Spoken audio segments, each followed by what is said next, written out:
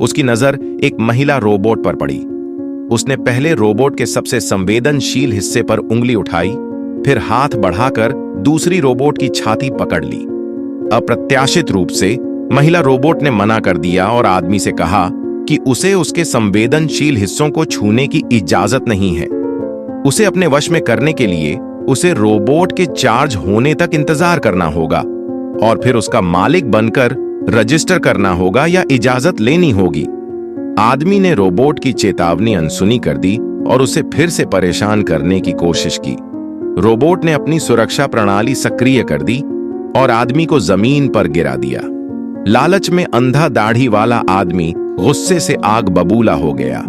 उसने रोबोट को पकड़ लिया और उसकी गर्दन को सहलाने लगा, लेकिन रोबोट ने उसकी गर्दन पकड़ ली और झपट्टा मारकर उसे उसके निर्माता से मिलने भेज दिया।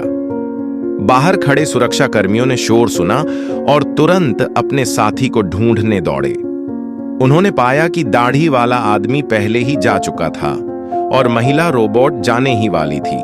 आदमी ने हिचकिचाते हुए पिस्तौल निकाल ली।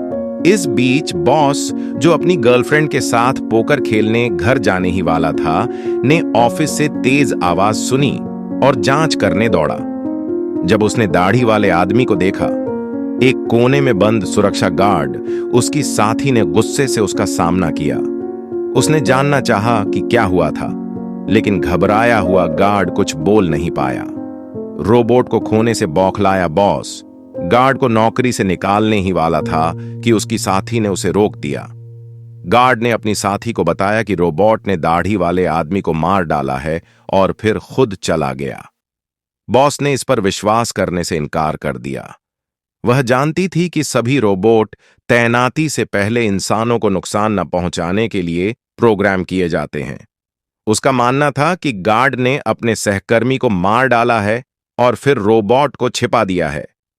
उसने मदद के लिए एक रोबोटिक्स विशेषज्ञ को बुलाया। कुछ खोजबीन के बाद विशेषज्ञ ने उसे बताया कि दाढ़ी वाले आदमी को गार्ड ने नहीं मारा था। रोबोट 10% से कम बैटरी होने पर अपने आप बिजली की तलाश करते हैं। बॉस ने तुरंत अपने आदमियों को सारा बिजली का कनेक्शन काटकर रोबोट की तलाश करने का आदेश दिया। विशेषज्ञ का आकलन सही था। बिजली के बिना महिला रोबोट एक नए स्रोत की तलाश में लग गई, लेकिन उन्हें यह देखकर बहुत आश्चर्य हुआ कि उसे जल्द ही एक एम्बुलेंस में चार्जिंग सिस्टम मिल गया और वह उसमें घुस गई। दूसरे रोबोटों ने उसे अपना ही एक सदस्य समझकर उसकी उपस्थिति स्वीकार कर ली और इस तरह रेतघड़ी के सार से भरपूर यह रोबोट लाखों इंसानों के शहर में घुस आया। मानव चेतना से भरपूर एक खूबसूरत रोबोट जिसका नाम था अन्नू। मानव जीवन में घुसपैठ करने के बाद एनी पूरी तरह से चार्ज होने के बाद अपने पहले मालिक सोफिया नाम की एक छोटी लड़की से मिली। एनी ने अपना हाथ बढ़ाया और उसे लड़की के पास रख दिया। स्तर एक उपयोगकर्ता प्रमाणीकरण पूरा किया। एनी ने छोटी लड़की के घाव को देखा और उसे एक पल रुकने के लिए कहा, जब तक वह उसका इलाज करने की तैयारी करती है। इस क्षण लड़की के पिता ने उसे वापस बुलाया। सोफिया ने अपने पिता को बताया कि वह अब भी एक खूबसूरत रोबोट से मिली थी। चेक एक लाश की जांच करने की जल्दी में अपनी बेटी की बातों को दिल पर नहीं लिया और जल्दी से उसके साथ चला गया।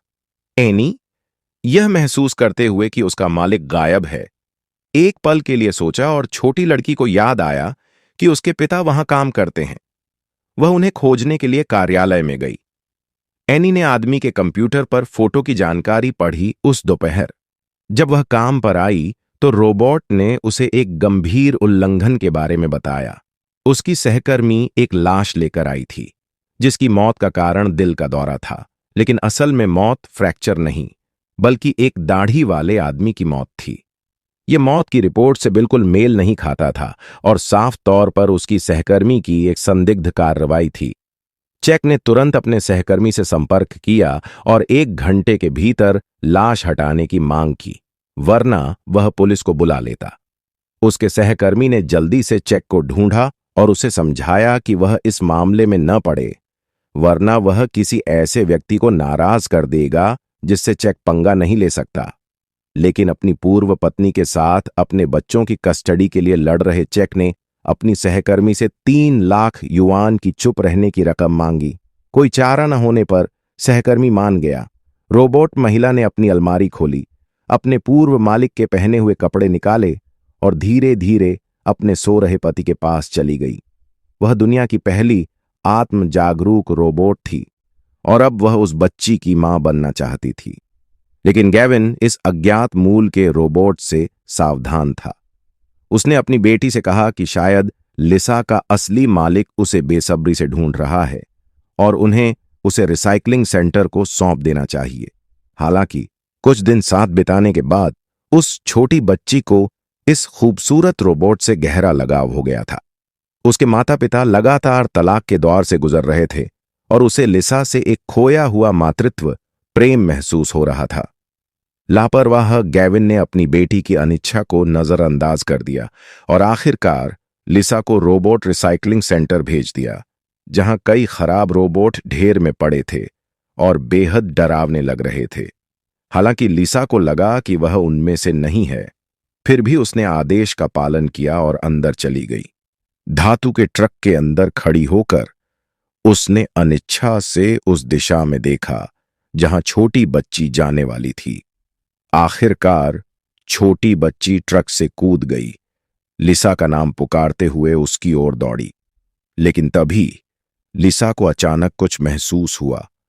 उसने धातु का